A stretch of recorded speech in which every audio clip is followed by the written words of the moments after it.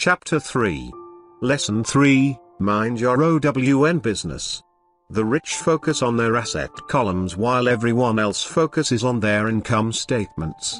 In 1974, Ray Kroc, the founder of McDonald's, was asked to speak to the MBA class at the University of Texas at Austin. A friend of mine was a student in that MBA class. After a powerful and inspiring talk, the class adjourned and the students asked Ray if he would join them at their favorite hangout to have a few beers. Ray graciously accepted. "What business am I in?" Ray asked, once the group had all their beers in hand. Everyone laughed, my friend said. Most of the MBA students thought Ray was just fooling around. No one answered, so Ray asked again, "What business do you think I'm in?" The students laughed again, and finally one brave soul yelled out, "Ray, who in the world doesn't know that you're in the hamburger business?" Ray chuckled. "That's what I thought you would say." He paused and then quickly added, "Ladies and gentlemen, I'm not in the hamburger business. My business is real estate." As my friend tells the story, Ray spent a good amount of time explaining his viewpoint. In his business plan, Ray knew that the primary business focus was to sell hamburger franchises, but what he never lost sight of was the location of each franchise. He knew that the land and its location were the most significant factors in the success of each franchise. Basically, the person who bought the franchise was also buying the real estate under the franchise for Ray Kroc's organization. Today, McDonald's is the largest single owner of real estate in the world, owning even more than the Catholic Church. McDonald's owns some of the most valuable intersections and street corners in America and around the globe. My friend considers this as one of the most important lessons in his life. Today he owns car washes, but his business is the real estate under those car washes. The previous chapter presented diagrams illustrating that most people work for everyone but themselves. They work first for the owners of the company, then for the government through taxes, and finally for the bank that owns their mortgage. When I was a young boy, we did not have a McDonald's nearby. Yet my rich dad was responsible for teaching Mike and me the same lesson that Ray Kroc talked about at the University of Texas. It is secret number 3 of the rich. That secret is, mind your own business. Financial struggle is often directly the result of people working all their lives for someone else. Many people will simply have nothing at the end of their working days to show for their efforts. Our current educational system focuses on preparing today's youth to get good jobs by developing scholastic skills. Their lives will revolve around their wages or, as described earlier, their income column. Many will study further to become engineers, scientists, cooks, police officers, artists, writers, and so on. These professional skills allow them to enter the workforce and work for money. But there is a big difference between your profession and your business. Often I ask people, "What is your business?" And they will say, "Oh, I'm a banker." Then I ask them if they own the bank. And they usually respond, "No, I work there." In that instance, they have confused their profession with their business. Their profession may be a banker, but they still need their own business. A problem with school is that you often become what you study. So if you study cooking, you become a chef. If you study the law, you become an attorney, and a study of auto mechanics makes you a mechanic. The mistake in becoming what you study is that too many people forget to mind their own business. They spend their lives minding someone else's business and making that person rich.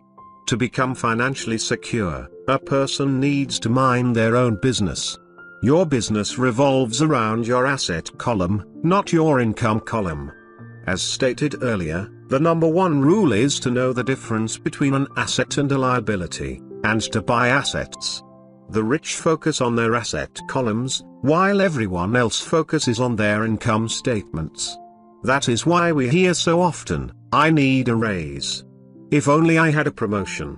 I am going back to school to get more training so I can get a better job. I am going to work overtime. Maybe I can get a second job." In some circles, These are sensible ideas. But you are still not minding your own business.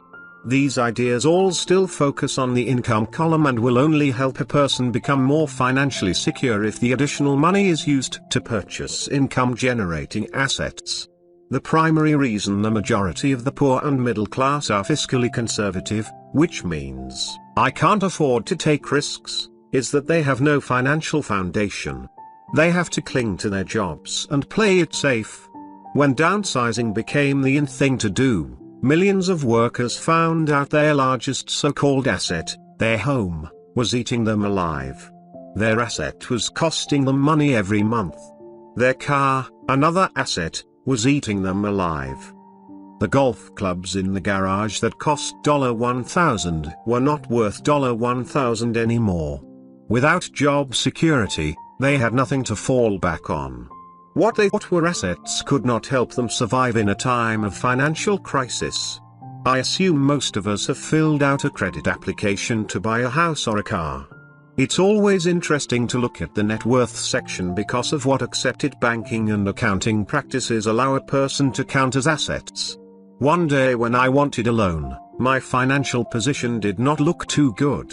So I added my new golf clubs, my art collection, books, electronics, Armani suits, wristwatches, shoes, and other personal effects to boost the number in the asset column. But I was turned down because I had too much investment real estate. The loan committee didn't like that I made so much money from rent. They wanted to know why I did not have a normal job with a salary. They did not question the Armani suits, golf clubs, or art collection. Life is sometimes tough when you do not fit the standard profile. I cringe every time I hear someone say to me that their net worth is $1 million or $100,000 or whatever. One of the main reasons net worth is not accurate is simply because, the moment you begin selling your assets, you are taxed for any gains. So many people have put themselves in deep financial trouble when they run short of income. To raise cash, they sell their assets. But their personal assets can generally be sold for only a fraction of the value that is listed on their personal balance sheet. Or if there is a gain on the sale of the assets, they are taxed on the gain. So again, the government takes its share, thus reducing the amount available to help them out of debt. That is why I say someone's net worth is often worth less than they think. Start minding your own business. Keep your daytime job, but start buying real assets, not liabilities or personal effects that have no real value once you get them home. A new car loses nearly 25% of the price you pay for it the moment you drive it off the lot. It is not a true asset even if your banker lets you list it as one. My $400 new titanium driver was worth $150 the moment I teed off. Keep expenses low, reduce liabilities, and diligently build a base of solid assets. For young people who have not yet left home, it is important for parents to teach them the difference between an asset and a liability. Get them to start building a solid asset column before they leave home, get married, buy a house, have kids, and get stuck in a risky financial position, clinging to a job, and buying everything on credit. I see so many young couples who get married and trap themselves into a lifestyle that will not let them get out of debt for most of their working years. For many people, just as the last child leaves home, the parents realize they have not adequately prepared for retirement and they begin to scramble to put some money away. Then their own parents become ill and they find themselves with new responsibilities. So what kind of assets am I suggesting that you or your children acquire? In my world, real assets fall into the following categories. 1. Businesses that do not require my presence. I own them, but they are managed or run by other people. If I have to work there, it's not a business. It becomes my job. 2. Stocks. 3. Bonds. 4. Income generating real estate. 5. Notes, IOUs. 6. Royalties from intellectual property such as music, scripts, and patents. 7. Anything else that has value, produces income or appreciates, and has a ready market. As a boy, My educated dad encouraged me to find a safe job. But my rich dad encouraged me to begin acquiring assets that I loved. If you don't love it, you won't take care of it. I collect real estate simply because I love buildings and land. I love shopping for them, and I could look at them all day long. When problems arise, the problems aren't so bad that it changes my love for real estate. For people who hate real estate, they shouldn't buy it. I also love stocks of small companies, especially startups, because I am an entrepreneur, not a corporate person. In my early years, I worked in large organizations, such as Standard Oil of California, the U.S. Marine Corps, and Xerox Corporation. I enjoyed my time with those organizations and have fond memories, but I know deep down I am not a company man. I like starting companies, not running them. So my stock buys are usually of small companies. Sometimes I even start the company and take it public.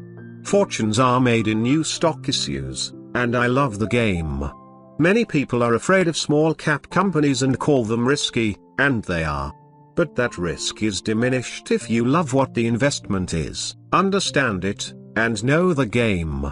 With small companies, my investment strategy is to be out of the stock in a year. On the other hand, my real estate strategy is to start small and keep trading up for bigger properties and, therefore, delay paying taxes on the gain. This allows the value to increase dramatically. I generally hold real estate less than 7 years. For years, even while I was with the Marine Corps and Xerox, I did what my rich dad recommended. I kept my day job, but I still minded my own business. I was active in my asset column trading real estate and small stocks. Rich Dad always stressed the importance of financial literacy. The better I was at understanding the accounting and cash management, the better I would be at analyzing investments and eventually starting and building my own company. I don't encourage anyone to start a company unless they really want to. Knowing what I know about running a company, I wouldn't wish that task on anyone. There are times when people can't find employment and starting a company seems like the best solution. But the odds are against success. 9 out of 10 companies fail in 5 years. Of those that survive the first 5 years, 9 out of every 10 of those eventually fail as well. So only if you really have the desire to own your own company do I recommend it. Otherwise, keep your day job and mind your own business. When I say mind your own business, I mean to build and keep your asset column strong. Once a dollar goes into it, never let it come out. Think of it this way, once a dollar goes into your asset column, it becomes your employee. The best thing about money is that it works 24 hours a day and can work for generations.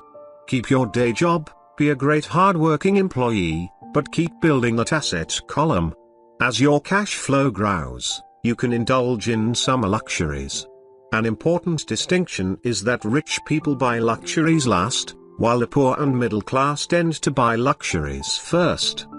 The poor and the middle class often buy luxury items like big houses, diamonds, furs, jewelry, or boats because they want to look rich.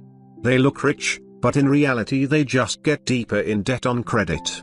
The old money people, the long-term rich, build their asset column first. Then the income generated from the asset column buys their luxuries. The poor and middle class buy luxuries with their own sweat, blood, and children's inheritance. A true luxury is a reward for investing in and developing a real asset.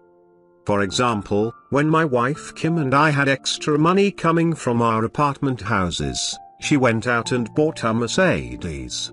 It didn't take any extra work or risk on her part because the apartment house bought the car.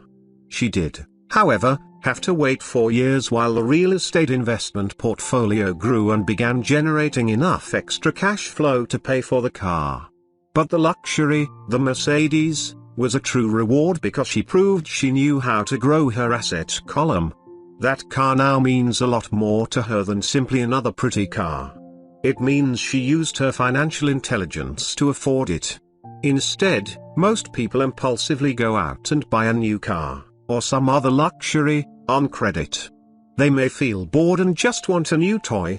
Buying a luxury on credit often causes a person to eventually resent that luxury because the debt becomes a financial burden. After you've taken the time and invested in and built your own business, you are now ready to learn the biggest secret of the rich, the secret that puts the rich way ahead of the pack.